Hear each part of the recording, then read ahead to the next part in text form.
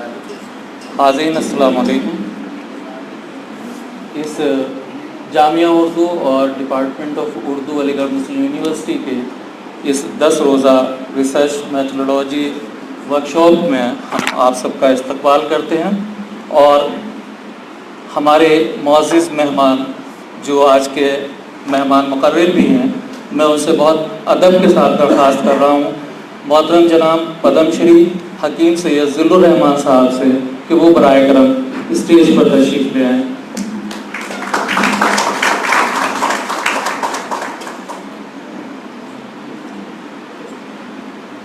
میری گزارش ہے اس ورکشاپ کے کنوینر جناب آفتاب عالم صاحب سے کہ وہ بھی اسٹیج پر تشریف لے آئیں.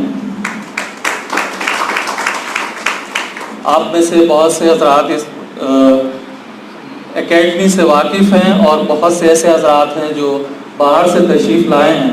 ان کے لیے یہ عرض کر دینا بہت ضروری معلوم ہوتا ہے کہ حکیم سید ذل الرحمان صاحب نے بہت ہی محنت مشقت اور اپنے تمام سرمایے کو اس اکیڈمی کے لیے وقف کیا، اور ایک ایسی اکیڈمی یہاں قائم کی ہے جو ہماری قوم، ہماری تہذیب اور ہماری قوم کی جو ثقافت ہے اس کو آج بھی زندہ کر رہی ہے، اور آنے والے وقت میں بھی یہ اس کو زندہ رکھے گی. ان کا ہمیشہ سے یہ سوچ ان کی رہی ہے کہ اپنی ثقافت کو آنے والی نسلوں تک پہنچانا چاہیے، اپنی تہذیب کو آنے والی نسلوں تک ہمیں پہنچانا ہے، اور آگے کی جو ترقی ہے کسی حد تک وہ اسی پر منحصر ہے. تو اسی سوچ کے ساتھ انہوں نے اس اکیڈمی کو یہاں قائم کیا، اس کو اپنی تمام ملکیت کو اس میں لگایا. اور آج اگر آپ نے ابھی میرے خیال سے دیکھ لیا ہوگا شاید کہ اس اکیڈمی میں کیا کیا ہے، یہ تو اب آگے اگر نہیں بھی دیکھا ہے تو آپ ضرور اس کو دیکھیے گا. اور جہاں تک تعلق ہے محترم جناب پدم شری حکیم سید ذل الرحمان صاحب کا، تو اس اکیڈمی کے قیام کے ساتھ ساتھ ان کا ایک اسکالر کے طور پر دنیا بھر میں جو ہے استقبال کیا جاتا ہے، دنیا بھر میں ان کی شہرت ہے. اور ایک چھوٹی سی مثال میں دے سکتا ہوں کہ وہ کتنی محنت اور مشقت کے ساتھ اپنے ریسرچ کے کام کو انجام دیتے رہے ہیں. میں نے ان کی ایک کتاب جو حکیم احسن اللہ خان کے تعلق سے تھی اس کو پڑھا، اور یہ جان کر مجھے حیرت ہوئی کہ آج بھی، یہ ابھی کوئی بہت عرصہ نہیں ہوا جب یہ کتاب شائع ہوئی ہے، تو آج بھی وہ اتنی ہی محنت اور مشقت کے ساتھ اپنے ریسرچ کے کام کو انجام دیتے ہیں. اس کتاب میں انہوں نے ایسے ایسے شواہد پیش کیے جس نے حکیم احسن اللہ خان کی شخصیت کو بالکل الگ زاویے سے دکھانے کی کوشش کی. اور اصل جو موضوع ریسرچ کے لیے ہوتا ہے وہ یہی ہوتا ہے کہ جو چیزیں ہمیں سامنے دکھائی دے رہی ہیں دراصل وہ ہمارا ہدف نہیں ہوتی، بلکہ ان کے پیچھے جو حقیقی چیزیں ہوتی ہیں ان کو سامنے لانا ہمارا مقصد ہوتا ہے. اور اس مقصد کو بہت اچھی طرح سے انہوں نے اس کتاب میں ہمارے سامنے لایا. اور جو احسن اللہ خان ہمیشہ لوگوں کے نشانے پر رہے، ان کو یہ اچھی طرح سے واقف کرا دیا کہ دراصل وہ ایک عظیم شخصیت تھے، اور کسی بھی صورت میں جو الزامات ان پر عائد کیے گئے وہ صحیح نہیں تھے. اور ایک سچے محقق کا یہی کام بھی ہوتا ہے، اور یہی اس کو جو ہے صلہ بھی اس کا ملتا ہے کہ جب لوگ یہ اعتراف کر لیتے ہیں کہ انہوں نے بہترین کام انجام دیا ہے. حکیم سید ذل الرحمان صاحب کو پدم شری ایوارڈ مل چکا ہے، اور یو پی گورنمنٹ کا جو سب سے بڑا یش بھارتی ایوارڈ ہے وہ مل چکا ہے. اس کے علاوہ بہت سے ایسے اعزاز اور ایوارڈز ہیں جو ان کو ملک اور بیرون ملک مل چکے ہیں. ان کے علاوہ ان کی بے شمار کتابیں ہیں جن میں جو طب کے تعلق سے بھی ہیں اور دوسرے جو مضامین ہیں ان کے تعلق سے بھی ہیں، خاص کر اردو سے، تاریخ سے، طب سے ان کی دلچسپی بہت زیادہ رہی ہے، اور اس پر انہوں نے بہت کام کیا ہے. جو آپ چاہیں تو ان کی جو اسی اکیڈمی میں تمام سرمایہ موجود ہے اس کو ضرور آپ ایک نظر دیکھیے گا، اور تب آپ کو احساس ہوگا کہ آپ اتنی عظیم شخصیت کے روبرو ہیں. اور آج ہم نے ان کو جو یہاں مدعو کیا ہے وہ ان کو زحمت اس لیے دی گئی کہ ہم سب ان سے استفادہ کریں، اور جس طرح سے انہوں نے اپنے تحقیقی کاموں کو انجام دیا ہے اس کی ایک جھلک وہ ہمارے سامنے پیش کر دیں تاکہ ہمارے لیے وہ رہنمائی کا کام کرے. اور میں بنا وقت ضائع کیے اب دعوت دینا چاہتا ہوں بہت ہی ادب اور احترام کے ساتھ پروفیسر سید حکیم ضلع الرحمان صاحب کو کہ وہ ریسرچ کے مسائل سے لے کر اس اکیڈمی کے قیام تک جس طرح بھی چاہیں جو بھی چاہیں اس سے ہمیں استفادے کا موقع فراہم کر دیں. ہم آپ کے بےحد شکر گزار ہیں کہ آپ نے اپنے قیمتی وقت میں سے یہ وقت ہمیں فراہم کیا. حکیم سید ضلع الرحمان صاحب.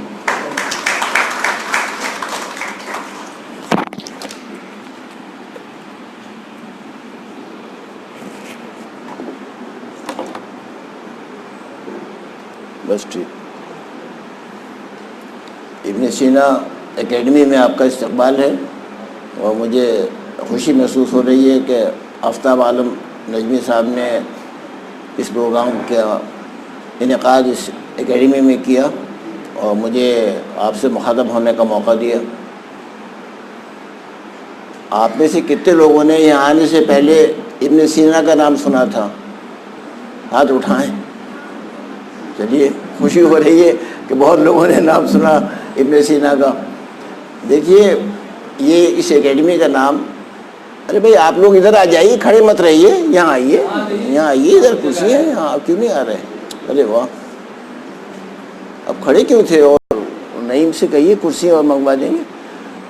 آپ بیٹھیں، آپ وہ آ جائیں گے. تو اس اکیڈمی کا نام ابن سینا پر رکھا گیا ہے اور اس لیے رکھا گیا ہے کہ آپ نے سب نے ہاتھ تو اٹھا دیے کہ آپ نے ابن سینا کا نام سنا ہے، لیکن آپ کو یہ غالباً بالکل اندازہ نہیں ہوگا کہ ابن سینا کتنا بڑا آدمی ہے. ہم نے 1400 برس میں ابن سینا سے بڑا سائنٹسٹ، اس سے بڑا فلاسفر، اس سے بڑا اسکالر، اس سے بڑا فزیشین نہیں پیدا کیا. اگر ہم نے دنیا کو کوئی گفٹ دیا ہے تو ابن سینا کی شکل میں دیا. ابن سینا وہ شخص ہے جس نے، بھائی بیٹھ جائیے، مجھے الجھن ہوتی ہے. ابن سینا وہ شخص ہے کہ جس نے یہ کلیم کیا ہے کہ 16 برس کی عمر کے بعد میری نالج میں ایک لفظ کا اضافہ نہیں ہوا. ساری سائنس، ساری میڈیسن، ساری فلاسفی، سارا لٹریچر، بس 16 برس. اور 57 برس کی عمر میں مر گیا. بچے بنے رہتے ہیں، ابھی ریٹائرمنٹ میں 10 برس باقی تقریباً ہوتے ہیں.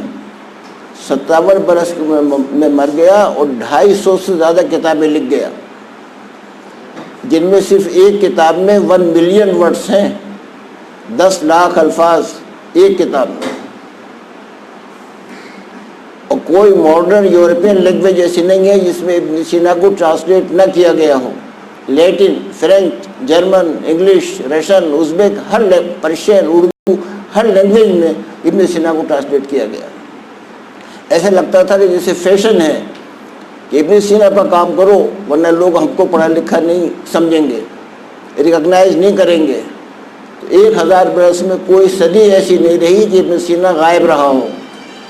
ہر زمانے میں لوگ اس سے لگے لپٹے رہے اور اس کی کتابوں کے شرحیں، حاشیے، اختصارات، تعلیقات یہ سب کرتے رہے، ترجمے. تو اس کے نام پر ہم نے اس کا نام رکھا تاکہ ہماری نوجوان نسل کو معلوم ہو کہ ہم نے کتنا بڑا آدمی پیدا کیا تھا.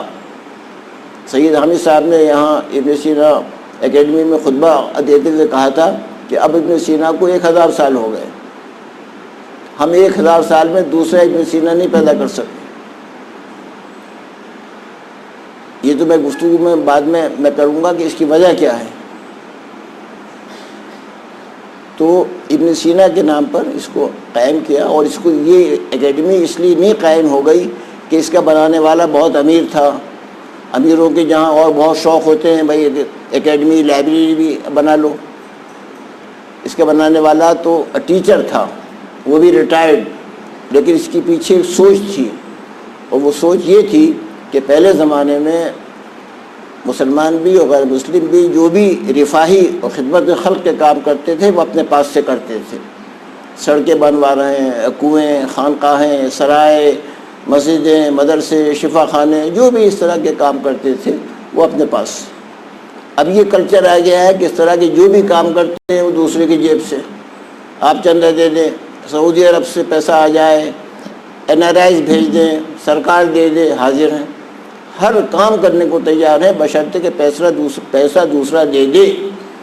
تو میں یہ سوچا کرتا تھا کہ اپنے اس عمل سے ہم اپنی نوجوان نسل کو کیا میسج کنوے کر رہے ہیں، کیا پیغام دے رہے ہیں۔ دوسرے لفظوں میں یہ پیغام دے رہے ہیں کہ پرانے زمانے میں ہوتے تھے ایسے بیوقوف جو اپنے پاس سے خرچ کرتے تھے، اب تو خود غرض بنو، خود غرضی اختیار کرو، جو بھی قومی ملی کام ہو دوسروں کی جیب سے کرو۔ تو ہم مستقل اپنے چھوٹوں کو خود غرضی کا سبق پڑھا رہے ہیں، بیوی بچے بیوی بچے بیوی بچے، اس کے علاوہ کوئی رٹ نہیں ہے، جو تنخواہ جو آمدنی بیوی بچے، اور قومی ملی کام دوسرے لوگ کریں۔ اور مذہبی طبقے میں سب سے زیادہ حرص، ہوس، طمع جائیداد کی، کھانے کی، ہر چیز کی۔ تو اب میں سڑکیں کنویں تو بنوا نہیں سکتا تھا، یہ اکیڈمی بنائی، اور اس اکیڈمی کو آمدنی کا ذریعہ نہیں بنایا۔ انہیں لوگ اسکول، لوگ کالج بناتے ہیں کہ صاحب خدمت کر رہے ہیں، قوم کی بھی خدمت تو کر رہے ہیں، کوئی شک نہیں ہے، لیکن وہ بھی ایک آمدنی کا ذریعہ ہے۔ آپ ڈونیشن دے رہے ہیں، فیس لے رہے ہیں۔ تو اس اکیڈمی میں پہلے صرف لائبریری بنائی، اور کوئی ممبرشپ نہیں، کوئی فیس نہیں، لوگ آئیں، پڑھیں، مطالعہ کریں، یہی ہمارا انعام و خوشی ہے۔ اس وقت اس لائبریری میں 25,000 کتابیں ہیں، 1,000 سے زیادہ مخطوطات ہیں، 500 600 سال پہلے کے، بعض تو یونیک ہیں اور نیشنل ہیریٹیج میں شمار کیے جانے کے لائق ہیں، اور 17,000 کے قریب رسالے ہیں، مجلات 19 سینچری کی بھی ہیں، 1874 1875۔ کوشش کرتے ہیں کہ جو پرانے، اب بعض لوگ آتے ہیں کہ میرے دادا کا مضمون چھپا تھا 1908 میں، اور پردادا کا چھپا تھا 1890 میں، اگر مل جاتا ہے تو ہمیں خوشی ہوتی ہے۔ اور ان کتابوں میں لائبریری کی علی گڑھ اور سر سید پر بڑا کلیکشن ہے۔ ابھی 5-6 سال پہلے ایلومنائی سمٹ کے موقع پر علی گڑھ اور سر سید پر موضوع لائبریری میں ایک نمائش کا اہتمام کیا گیا۔ تو آپ کو سن کے خوشی ہوگی اور حیرت ہوگی کہ 42 کتابیں ایسی تھیں جو ہماری کرٹیسی سے وہاں رکھی گئیں، اور سر سید اور علی گڑھ پر وہ کتابیں وہاں نہیں تھیں۔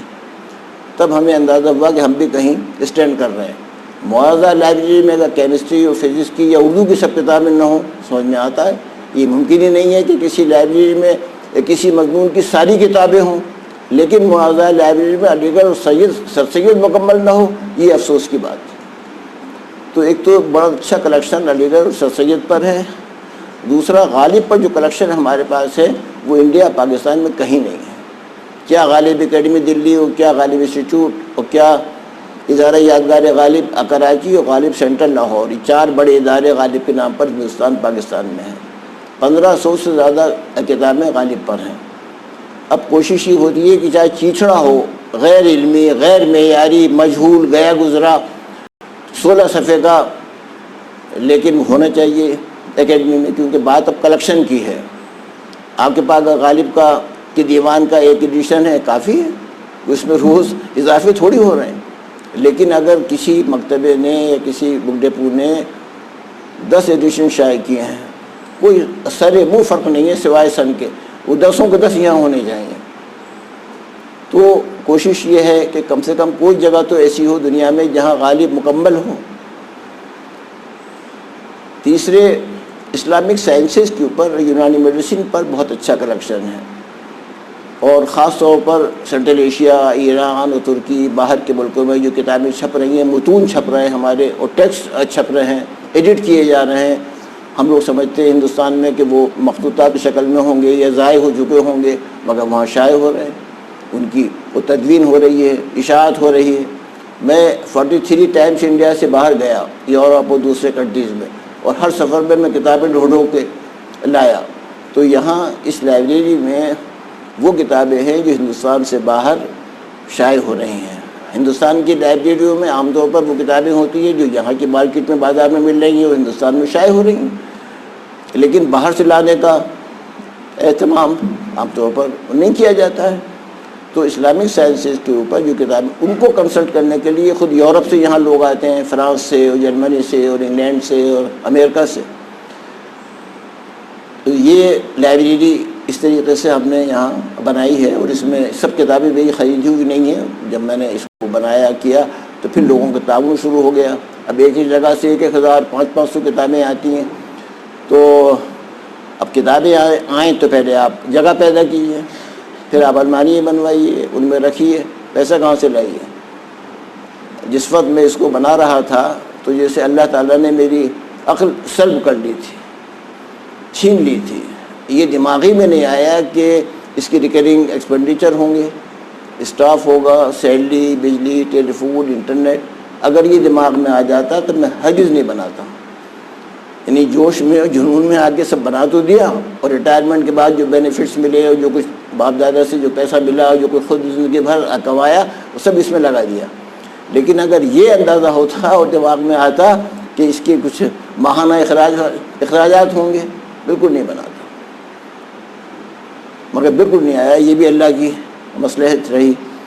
اب یہ لائبریری بن چکنے کے بعد ہندوستان بھر کے ہندو دوست مجھ سے پوچھتے رہے کہ ذمہ صحیح بتائیے کہ دنیا کی ہر قوم کے لوگوں کو اپنی وراثت سے دلچسپی ہوتی ہے، ہندوستانی مسلمانوں کو نہیں ہے، کیا وجہ ہے؟ وجہ بہت صاف ہے، بہت آبویس. وہ یہ کہ کسی بھی خاندان میں یا ملک و قوم میں پہلے آتی ہے ایجوکیشن، پھر منی، پھر سویلائزیشن اینڈ کلچر. اور سویلائزیشن اور کلچر تک پہنچنے میں 150 برس لگتے ہیں. 150 برس کا مطلب 6 نسلیں. باپ بیٹی یا باپ بیٹے میں جو گیپ مانا گیا ہے 25-30 سال کا مانا گیا ہے، تو 150 سال میں 6 نسلیں ہو جاتی ہیں. تو جب 6 نسلیں پڑھی لکھی اور 6 نسلیں دولت مند گزرتی ہیں تب آدمی تہذیب کے مرتبے پر پہنچتا ہے. اب 90% انڈین مسلمس کی فرسٹ جنریشن ہے، زیادہ سے زیادہ سیکنڈ جنریشن ہے. خود ہی پڑھنے لکھنے شروع کیا، پیسے کمانے شروع کیے. زیادہ زیادہ باپ کچھ پڑھ لکھ گئے تھے، پیسے کما لیے تھے. دادا کے بارے میں پوچھیے، سناٹا. تو ہمارے یہاں جتنی بھی تعلیم آئی ہے، اسی طرح جتنا بھی پیسہ آیا ہے، جس قدر بھی آیا ہے، وہ سب 1947 کے بعد آیا ہے، آزادی کے بعد آیا ہے. 70 سال گزرے ہیں، 80 برس اور باقی ہیں. یہ جو آپ کو اس وقت مسلمانوں میں ہر قسم کا ٹچا پن، گھٹیا پن، جھوٹ، مکر، لغو بیانی، اس کو بنایا اس کو بنایا، یہ نیوز نہیں ہے، یہ نیچرل ہے. یہ حرکتیں ان سے سرزد ہونی چاہیے، اور 80 برس تک اور ہوتی رہیں گی. اکثر لوگ مجھ سے ارے صاحب یہ ہو رہا ہے وہ، میں کہ بھائی یہ سب نیچرل ہے. آپ ایک ہی چیز کو آپ پکڑ رہے ہیں، یہ ہوا وہ ہوا وہ ہوا. مجموعی طور پر آپ یہ دیکھیں، یہ سلسلہ اس سلسلے کو تو جاری رہنا ہے. ابھی ہم تہذیب سے 80 برس دور ہیں. سب کوٹ ووٹ شیروانی ویروانی پہنے اپنے سب پھر رہے ہیں ہم. اور یہ جتنے لوگ ہیں ہمارے یہاں بھی اور دوسری یونیورسٹیز میں بھی، سب ڈگری ہولڈرس ہیں، ایم اے، ایم ایس سی اور پی ایچ ڈی. ایجوکیٹڈ نہیں ہے. ایجوکیشن تو نور ہے. کسی کے سینے میں اگر علم ہے تو اس کا تو اظہار ہونا چاہیے، اس کی گفتگو سے، باتوں سے، تحریر سے، تقریر سے، اوور آل اس کی پرسنالٹی سے، اس کی ایٹیچیوڈ سے، اس کی ہر ادا سے ظاہر ہونا چاہیے. تو یہ سب ڈگری ہولڈرز 90% ان میں. آپ بیج بوتے ہیں ایک دم پھل آ جاتے ہیں. بیج پھوٹتا ہے، پودا بنتا ہے، درخت تناور ہوتا ہے، پھول آتے ہیں، تب جا کے پھل آتے ہیں. وہی معاملہ انسان کا ہے. یہ تھوڑی کہ ایم ایس سی ہو، پی ایچ ڈی ہو گئے سب کوالٹیز آ جائیں گی، سارے اعلیٰ انسانی اوصاف آ جائیں گے. کیسے آ جائیں گے بھائی؟ وقت لگتا ہے. آتے آتے آتے آتے آتے تو میں اکیلے آدمی ہوں پورے ہندوستان میں جس کو فکر کھائی جا رہی ہے کہ ابھی تو بالکل ہوش، ابھی تو تعلیم حاصل کر، اور ٹھیک کر رہے ہیں، اب یہی کرنی چاہیے. ابھی تعلیم حاصل کر رہے ہیں، پیسہ دولت حاصل کر رہے ہیں.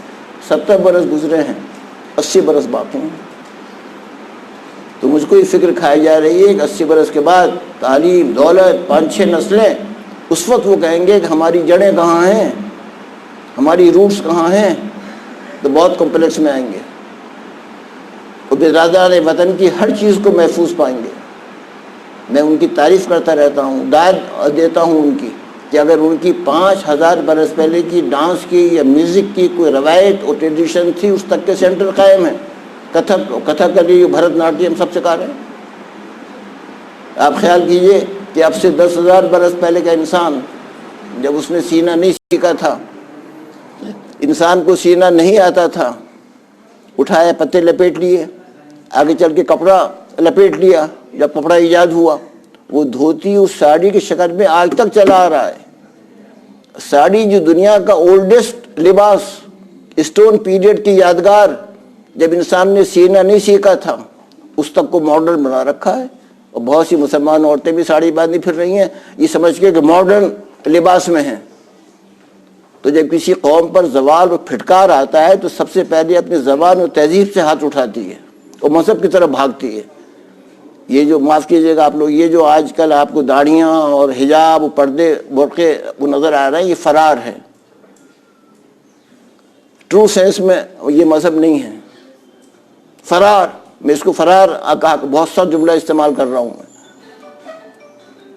جب مسلمانوں میں اصلی اسلامی اسپرٹ تھی، مسلمان فوجیں فتح کرتی ہوئی آگے بڑھ رہی ہیں، اور عیسائی چرچ میں جمع ہو کر ناقوس بجا رہے ہیں، گھنٹیاں بجا رہے ہیں، مناجاتیں پڑھ رہے ہیں، خدا کی غیبی مدد کا انتظار کر رہے ہیں، اور مسلمان قتل کرتے ہوئے ان کو آگے بڑھ جاتے تھے۔ وہ ان کے ادبار و زوال کا وقت تھا۔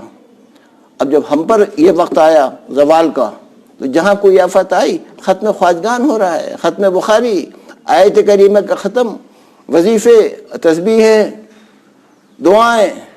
بھئی کیا کر رہے ہیں آپ کی نظر نہ تو تاریخ اسلام پر کہ رسول اکرم صلی اللہ علیہ وسلم خندقیں کھود رہے ہیں، دندان مبارک شہید کروا رہے ہیں، صحابہ کو شہید کروا رہے ہیں، رشتہ داروں کو شہید کروا رہے ہیں، دعائیں کرتے رہتے ہیں۔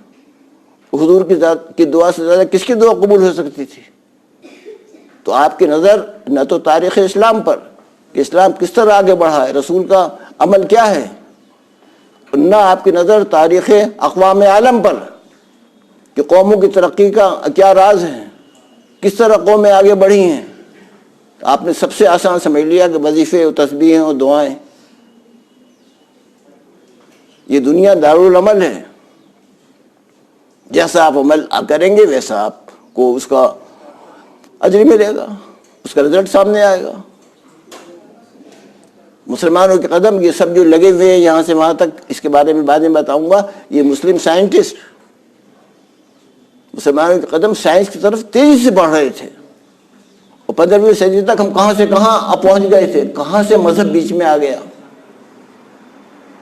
جھوٹا مذہب، نمائشی، صرف، اب میں مذاق میں نہیں، تفریح میں نہیں، بلکہ میں سنجیدگی سے کہا کرتا ہوں کہ اس وقت پورا اسلام 4 چیزوں میں ہے۔ اگر مرد رہتے تو داڑھی، اور رہتے تو حجاب و برقع، اور تیسرا چوتھا نماز روزہ۔ پورا اسلام بس 4 چیزوں کا نام ہے۔ ان میں سے وہ چیزیں ہیں جو دوسرے کو آنکھ سے دکھائی دیتی ہیں۔ داڑھی دکھائی دیتی ہے، برقع پردہ دکھائی دیتا ہے، نمائشی، ظاہری، علاماتی، کیریکٹر غائب، کردار غائب۔ نماز روزے کا جو مقصد تھا وہ یہ تھا شخصیت سازی، کردار سازی، وہ تو ہو نہیں رہی۔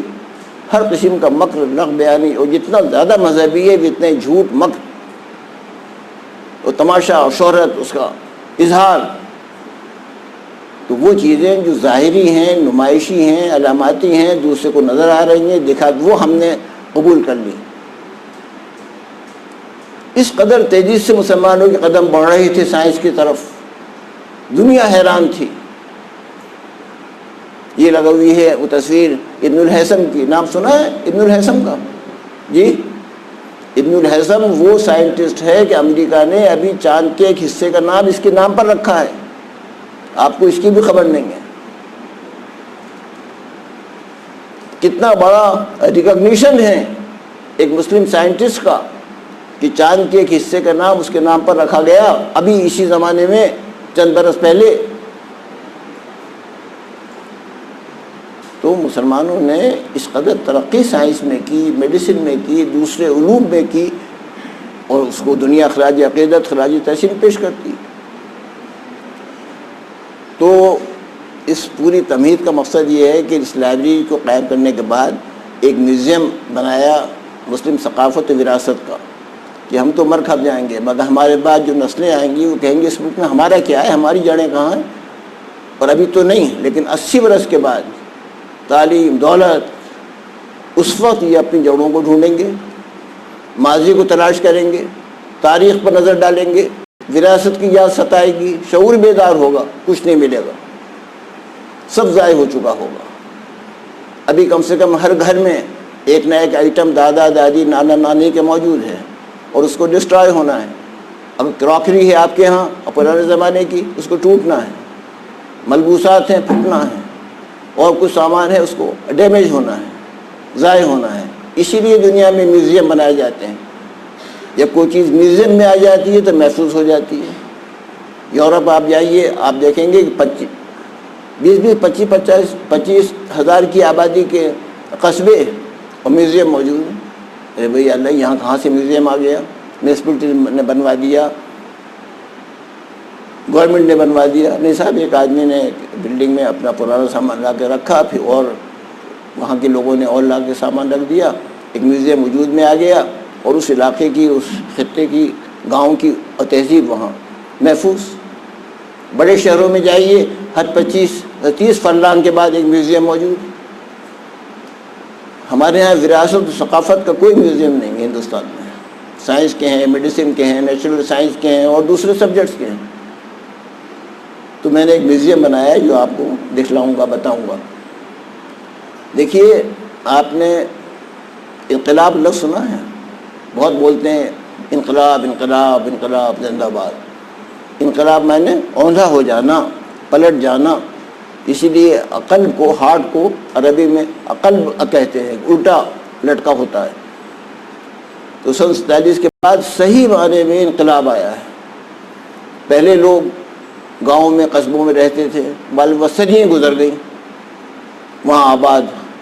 اب گاؤں سے، قصبوں سے لوگ شہروں کا رخ کر رہے ہیں۔ اب وہاں جو سامان تھا پرانا، وہ سب وہیں چھوٹ گیا، شہر میں آ گئے۔ باپ نے مکان بنایا، 2 بیٹے ہو گئے، تقسیم ہو گیا، 2-2 3-3 کمرے۔ شادی ہو گئی، اب بیوی کا جہیز آیا، وہ رکھا جا رہا ہے، وہ پرانا سامان سب پھر رہا ہے۔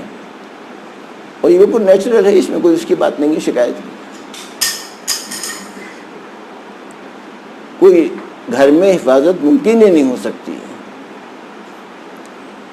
کہیں دنیا میں ممکن نہیں ہے کہ آپ کو اگر ذوق ہے اور آپ نے ایک چیز کو بڑی حفاظت سے رکھ چھوڑا ہے، کوئی ضروری نہیں ہے کہ آپ کے بیٹے کو بھی ذوق ہو اور وہ بھی اس کی حفاظت کرے اور اس کی اہمیت کو سمجھے۔ میوزیم کا مقصد ہی ہوتا ہے کہ وہاں کی چیز محفوظ ہو جائے۔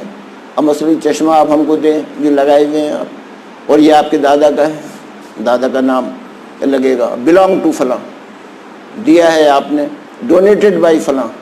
اب 50 برس کے بعد آپ کا پوتا آتا ہے، اس کا سینہ فخر سے چوڑا، بھائی میری تو 6 پشتیں کھڑی ہیں، میرے دادا نے دیا تھا، ان کے دادا کا ہے۔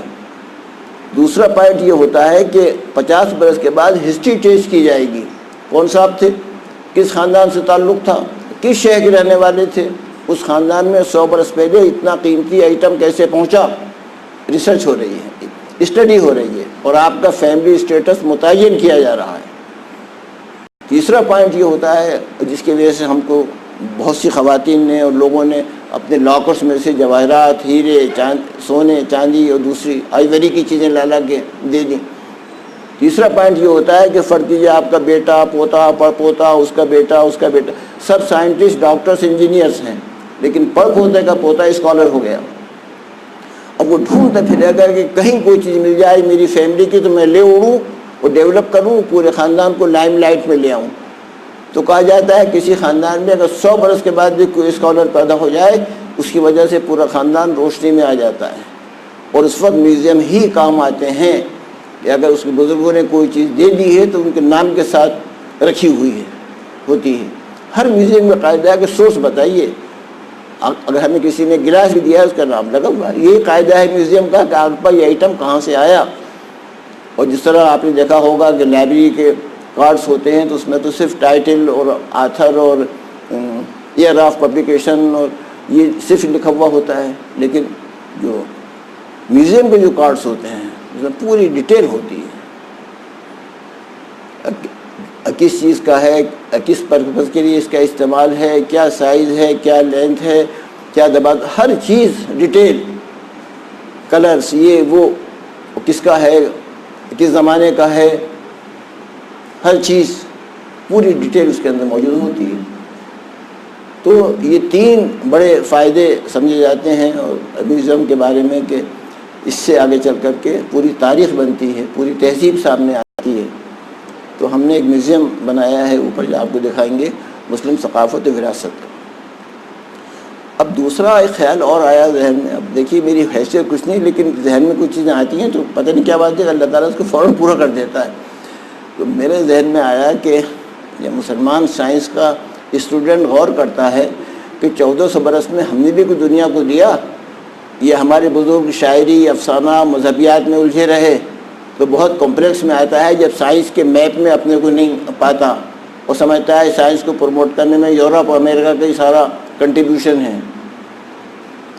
تو ہم نے دوسرا میوزیم جس میں آپ بیٹھے ہوئے ہیں، history of medicine and Islamic sciences کا بنایا، تاکہ ہمارے نوجوانوں کا سینہ فخر سے چوڑا ہو کہ بھئی ہمارا ہاتھ کیوں نہیں پھیلا رہا، ہمیں بھی دنیا کو دیا ہے، اور ہم نے chemistry, physics, astronomy, mathematics, geology, جغرافی، میڈیسن میں ایسے بڑی شخصیتیں پیدا کی ہیں۔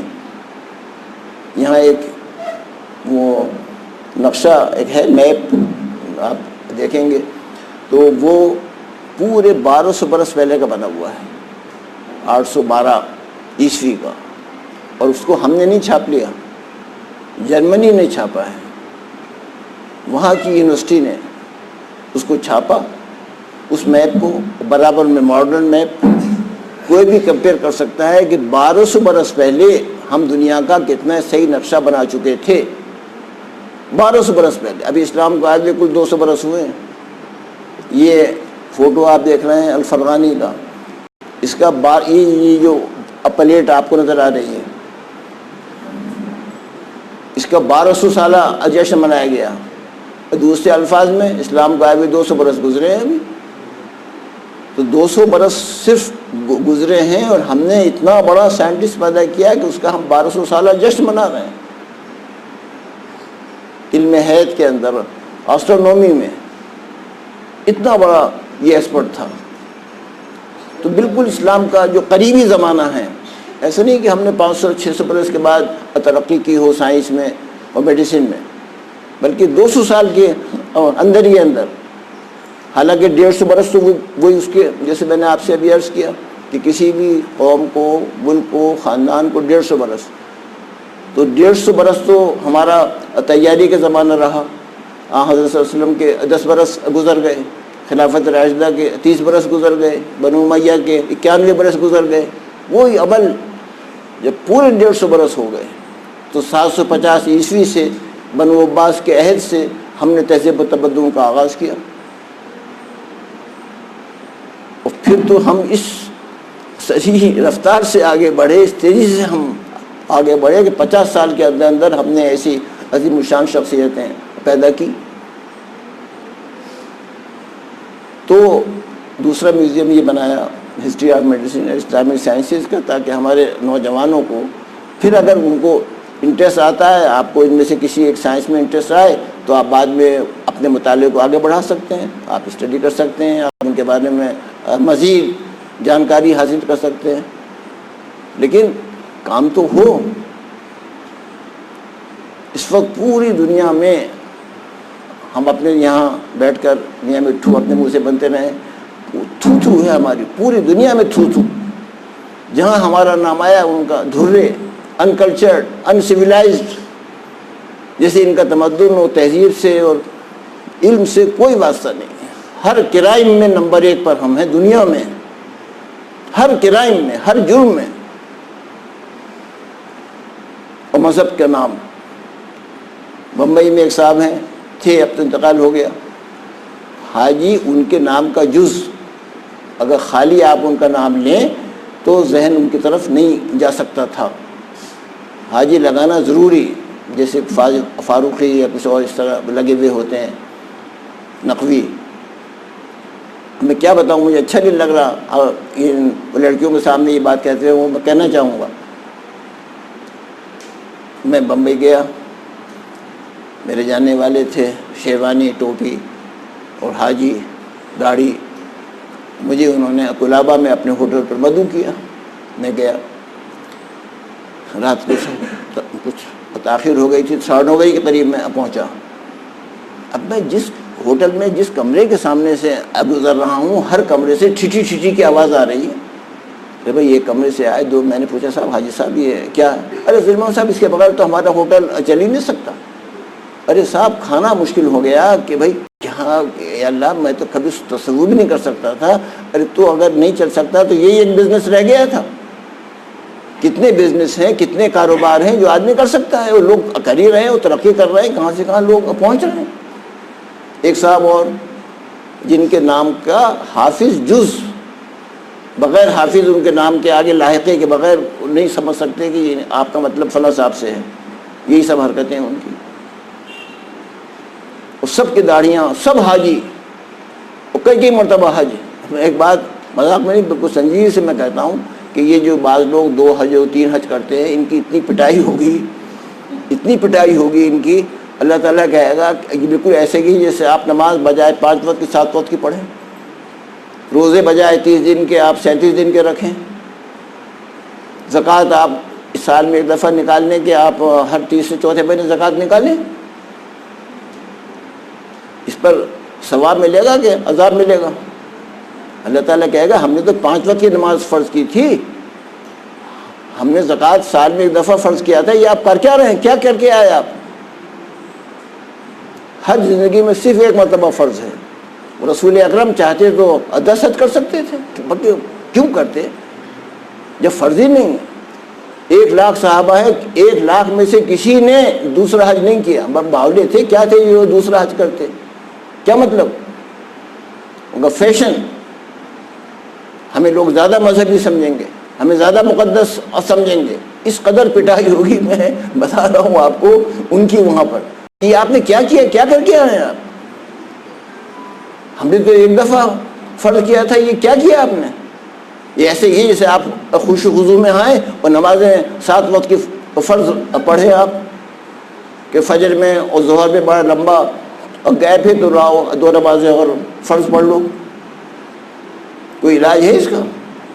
اب اسی روپے کو آپ بیوائیں ہیں, یتیم ہیں, شادیاں ہیں, تعلیم ہیں, کہاں کہاں خرچ کر سکتے ہیں مسلمانوں کی فلاح بہبود کے لیے. لیکن نہیں, 10 حج کیے, 12 حج کیے.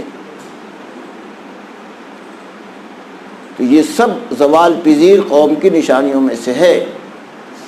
کسی صحابی نے 1 لاکھ میں سے کیوں کرتے ہیں؟ واقعی سوچیے, باتوں میں خود سوچ میں کیا سینس تھا. کوئی ایسا آپ نے سنا کہ نماز کہ اس نے روزے وہ کہہ رہا ہو ہم رکھیں گے 35 دن کے بجائے 30 کے.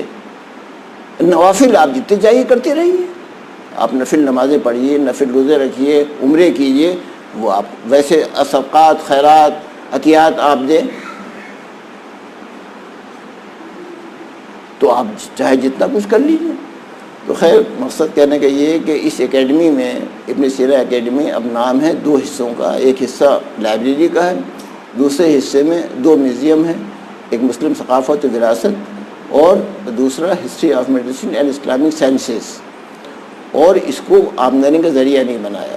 جیسے پہلے بھی آپ سے عرض کیا, لوگ آئیں, مطالعہ کریں, اسٹڈی کریں, دیکھیں. اور ابھی میرا کام سمجھ میں نہیں آتا ہے. ابھی میوزیم میں لوگ آتے ہیں, اس میں آتے ہیں, یوں کیا وہ چلے گئے, کچھ سمجھ میں نہیں آ رہا کیا بنایا ہے, کیا کیا ہے, کیا اس کے پیچھے مقصد ہے. میں اکثر کہا کرتا ہوں کہ 80 برس کے بعد سمجھیں گے یہ. 80 برس کے بعد ان کو احساس ہوگا کہ کیا میں بنا کے گیا ہوں. اور 80 برس کے بعد ان کو انٹرسٹ آئے گا, اور 80 برس کے بعد اس کو پیسے ملیں گے, چندہ ملے گا, جب شاید میرا پوتا بھی زندہ نہ رہے. دیکھیے وقت تو باتیں تو بہت کرنے کی ہیں, اور میں ویسے بھی بہت باتیں کرتا ہوں, لیکن آگے پا وقت نہیں ہوگا.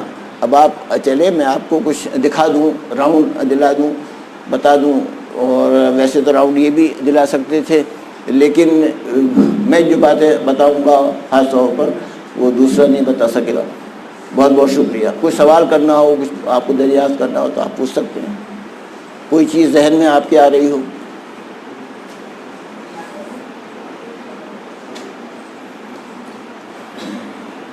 وضاحت کچھ آپ چاہتے ہوں؟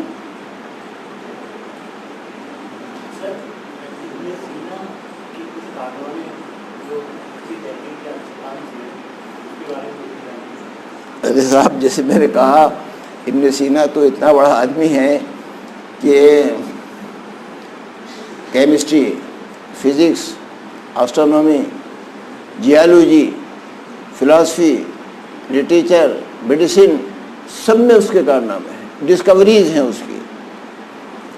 ابن سینا سے پہلے یہ نہیں معلوم تھا لوگوں کو کہ ہڈیاں ضرب قبول کر سکتی ہیں. ابن سینا نے کہا کہ جب ہڈیاں درد قبول کر سکتی ہیں ضرب کیوں نہیں قبول کر سکتی. بہت چھوٹی سی بات بتا رہا ہوں، یعنی اس کی ذہانت ایک، اور اس سے اتنے افسانے مشہور کر دیے گئے ہیں ابن سینا سے. وہ تو ایک افسانوی شخصیت بن گیا. کہ ایک بہت مزے کا قصہ سنا رہا ہوں اس کا، کہ ابن سینا کی ماں جب یہ بہت چھوٹا تھا گود میں اپنا بہت قیمتی زیور رکھ کر بھول گئی اور بہت ڈھونڈا نہیں ملا. جب یہ بڑا ہوا تو اس کی والدہ نے وہ افسوس کے ساتھ واقعہ سنایا کہ اس طریقے سے میرا زیور تھا، نہ معلوم میں نے کہاں رکھ دیا، ڈھونڈ ڈھونڈ کے تھک گئی، آج تک نہیں ملا. تو ابن سینا نے کہا کہ میں 1.5 سال کا تھا تب میں نے دیکھا تھا فرض جگہ آپ نے رکھ دیا، مگر مجھے بولنا نہیں آتا تھا تو میں کیسے آپ کو بتاتا کہ وہاں رکھا ہوا ہے. اب یہ بالکل فرضی واقعہ کہ ابن سینا صاحب کو 1.5 برس کی عمر کا وہ یاد ہوگا. تو افسانے اس سے متعلق گڑھے گئے ہیں، اس سے متعلق واقعات ہیں، لیکن بعض تو بالکل فیکٹ ہے. ایک شہزادہ بیمار ہوا، بڑے علاج ہوئے، کوئی فائدہ نہیں، آخر میں ابن سینا کو بلایا گیا.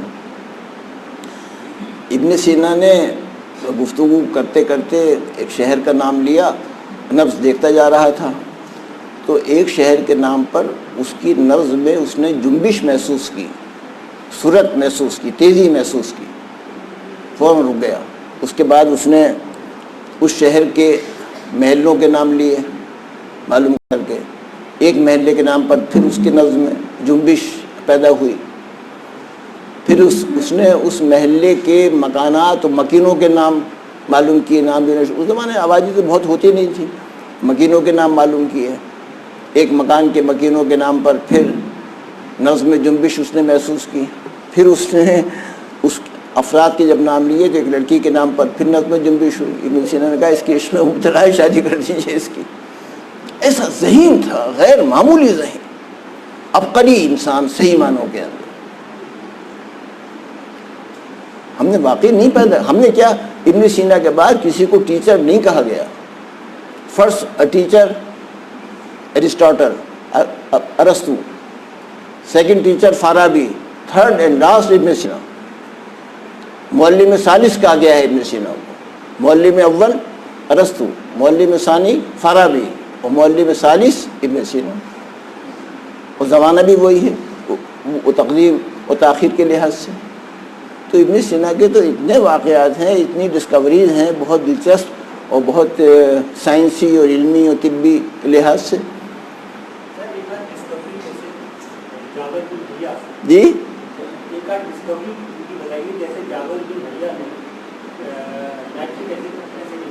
ابن سینا نے بہت سی بیماریوں کو ڈسکور کیا جن کو اس سے پہلے یونانی یا دوسری قوموں کے لوگ نہیں جانتے تھے.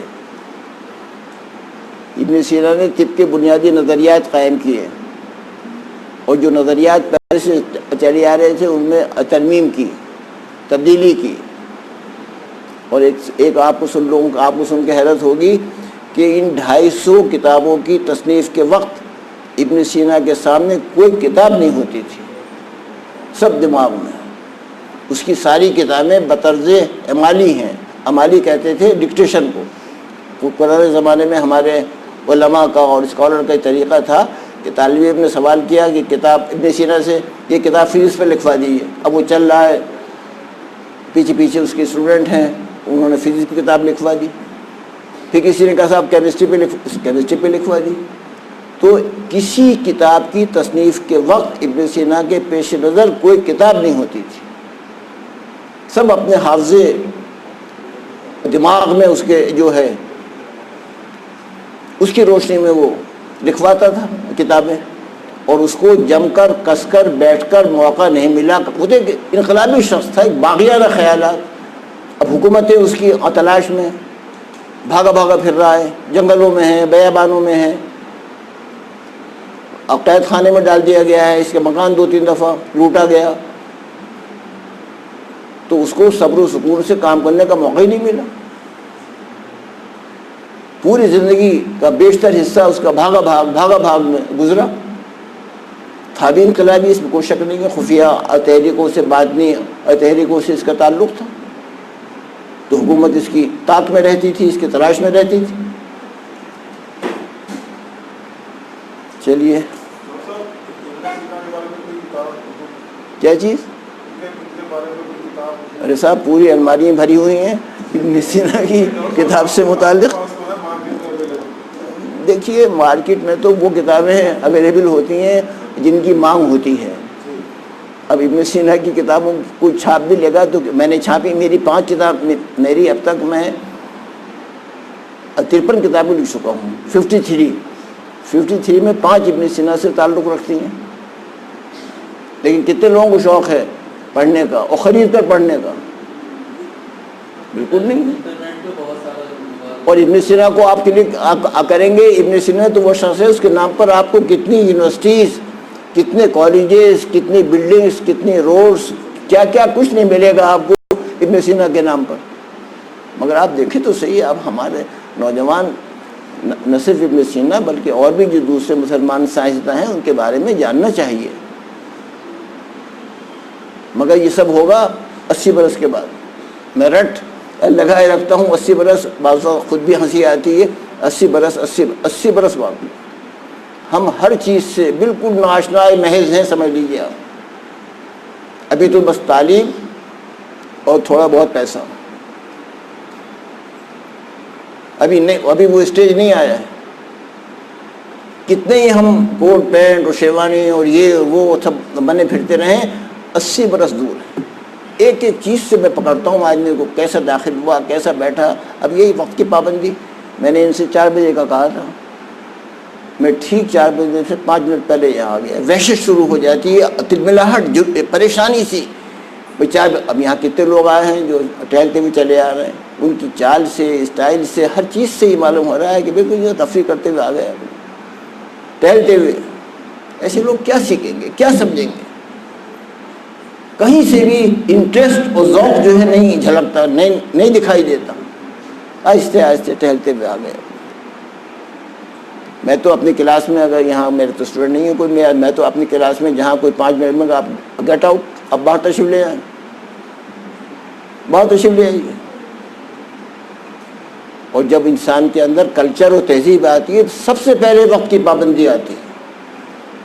سب سے پہلے یاد رکھیے, قوموں کی ترقی کا راز, افراد کی ترقی کا راز وقت کی پابندی میں.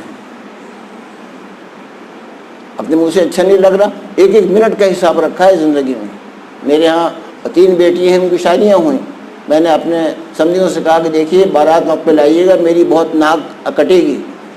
اگر آپ 12 دیر میں لائے, آپ لاٹ صاحب ہیں, آپ 12 دیر میں, اور ہمارے مہمان جو ہے سب اپنے حقیر فقیر بیٹھے ہیں آپ کے انتظار میں, سب بیٹھے ہیں آپ کے انتظار میں.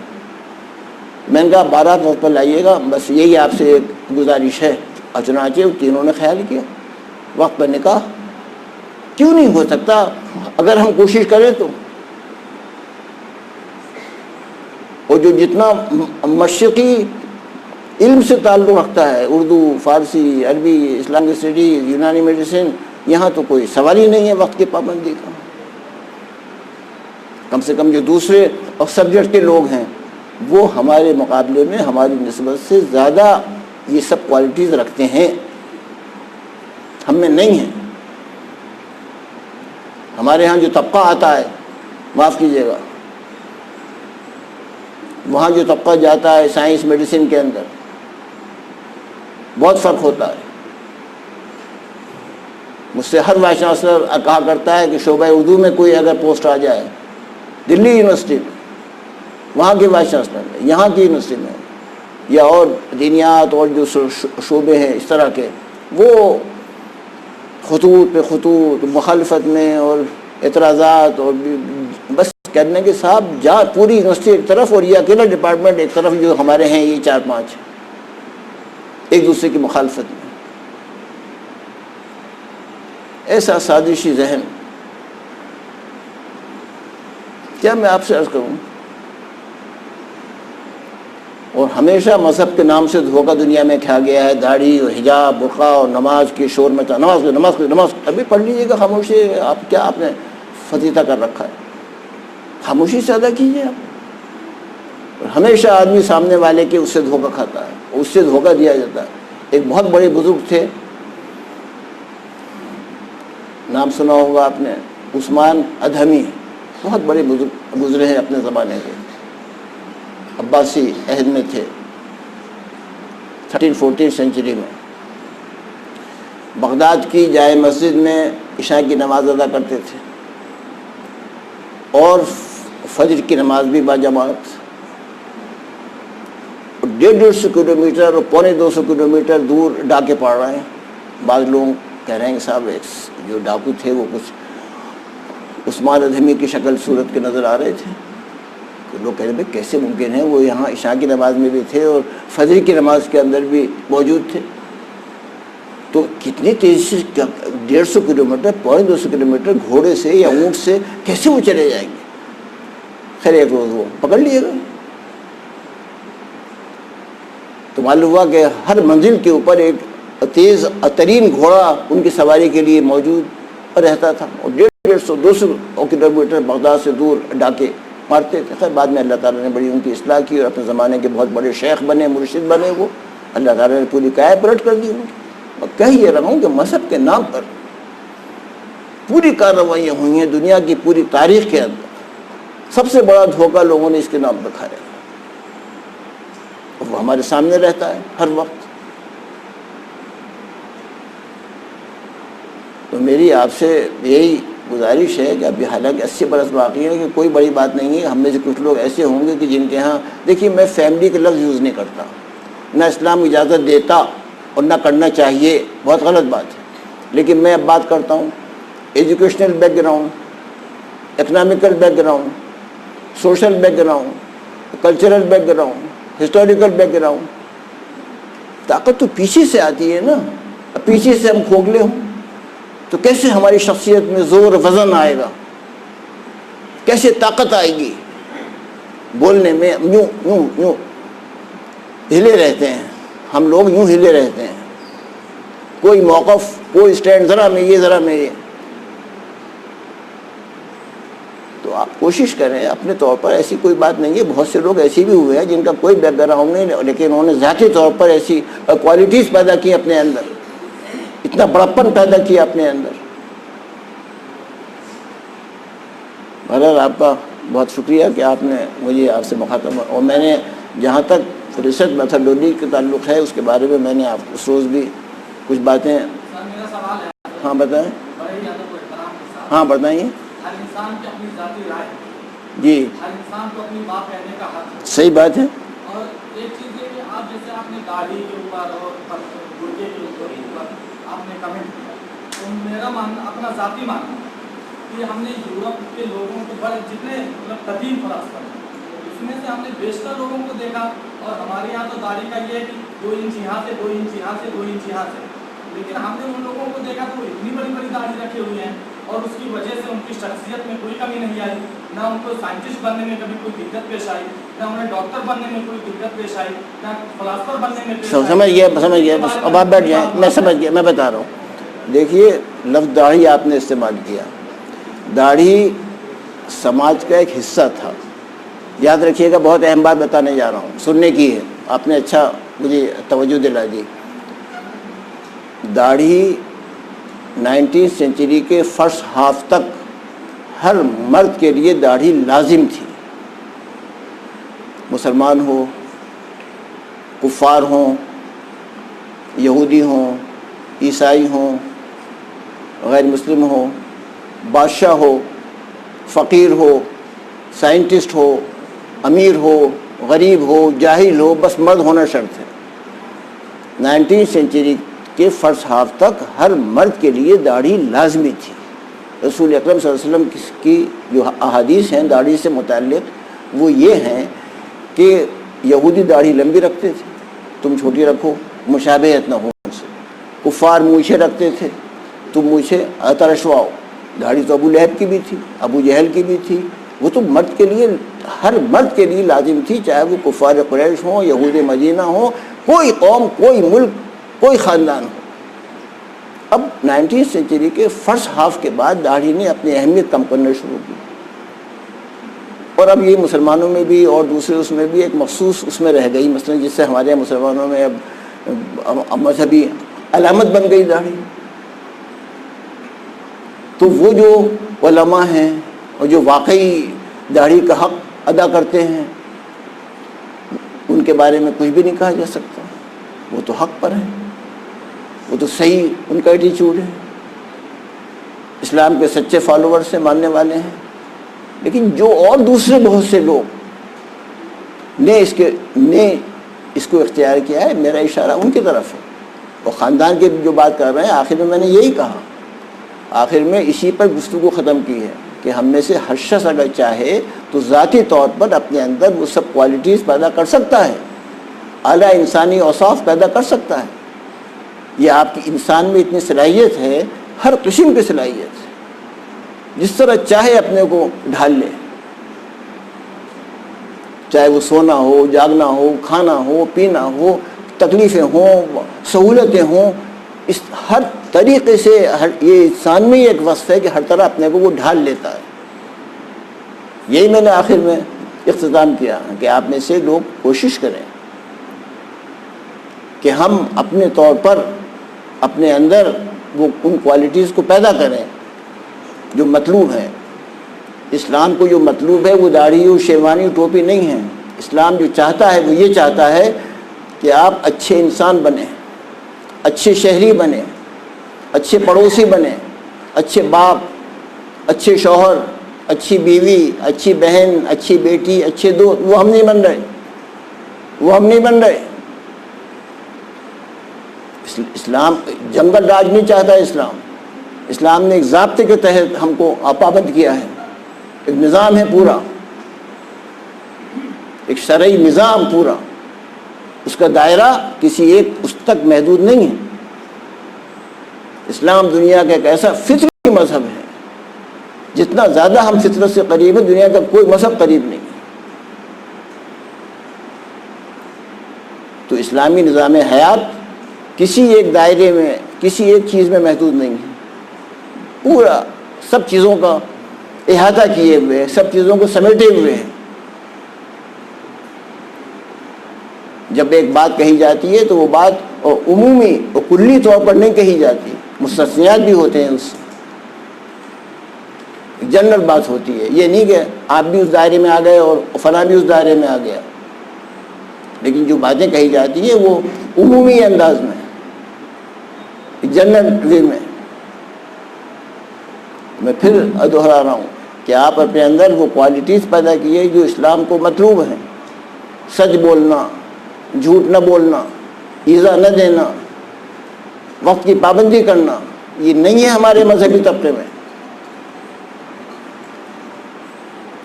یہ کوالٹیز نہیں ہیں، نہیں پائی جاتی ہیں۔ میں ندوے کی مجلس منتظمہ کا ممبر ہوں، آپ کو معلوم ہونا چاہیے۔ وہاں دو کیٹیگریز ہیں، ایک طبقہ علماء، ایک طبقہ عمائدین۔ تو طبقہ عمائدین میں سے میں ندوے کی مجلس سے وہاں یہ باتیں میں کرتا ہوں، مولانا رابع سے، مولانا علی میاں سے، کہ ہمیں کو اپنا جائزہ لینے کی ضرورت ہے۔ میاں مٹھو بننے سے کام نہیں چلے گا۔ دنیا ہمارے بارے میں کیا رائے رکھ رہی ہے، دنیا میں ہمیں کس نظر سے دیکھا جا رہا ہے، یہ خالی علی گڑھ میں رہ کے اس کا اندازہ نہیں ہو سکتا۔ تو ہمیں اپنا احتساب، اپنا جائزہ اور عادت ڈالیے کہ رات کو سونے سے پہلے دن بھر کا جائزہ لیجیے کہ آج ہم نے کسی کے لیے کچھ سخت جملہ تو نہیں استعمال کر دیا، ہم نے کسی کو کوئی ایسی بات تو نہیں کہہ دی، آج ہم نے کیا کام کیا، آج ہم نے کتنا پڑھا، آج ہم نے کتنا وقت ضائع کیا، دوسرے دن آپ کو اس کا فائدہ پہنچے گا۔ ہر بڑا آدمی سونے سے پہلے اپنا احتساب و جائزہ لیتا ہے اپنے پورے دن کا۔ کچھ مشکل نہیں ہے، انسان میں جیسے عرض کیا اتنی صلاحیت ہے جس طرح چاہے اپنے کو ڈھال لے اور نہ چاہے تو کچھ بھی نہیں۔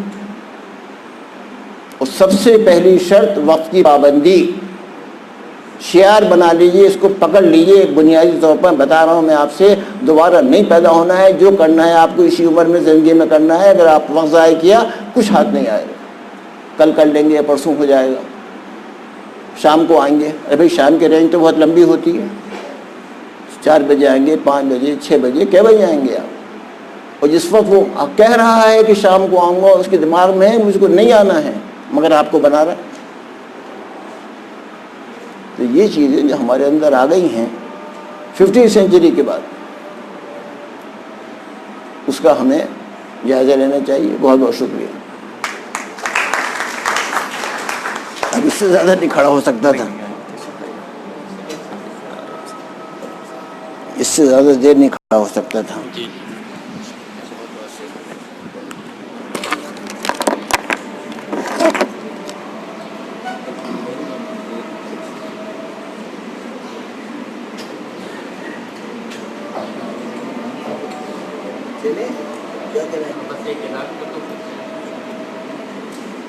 کل کے لیے ایک اعلان، کل یہاں پر 2 لیکچر ہوں گے، 2:30 بجے سے 3:30 اور اس کے بعد 3:30 سے 4:30۔ 2:30 بجے سے 3:30 جامعہ ملیہ اسلامیہ سے ویسٹ ایشین ڈپارٹمنٹ جو ہے وہاں سے جاوید صاحب کا لیکچر ہوگا، وہ تشریف لا رہے ہیں، تو انشاءاللہ پہلے وہ ہوگا لیکچر، اس کے بعد سید محمد حاشق صاحب کا ہوگا۔ اب ذل الرحمان صاحب جو ہے یہ اب وزٹ کرائیں گے آپ کو کتب خانے اور میوزیم دونوں سے جو ہے آپ کو متعارف کرائیں گے۔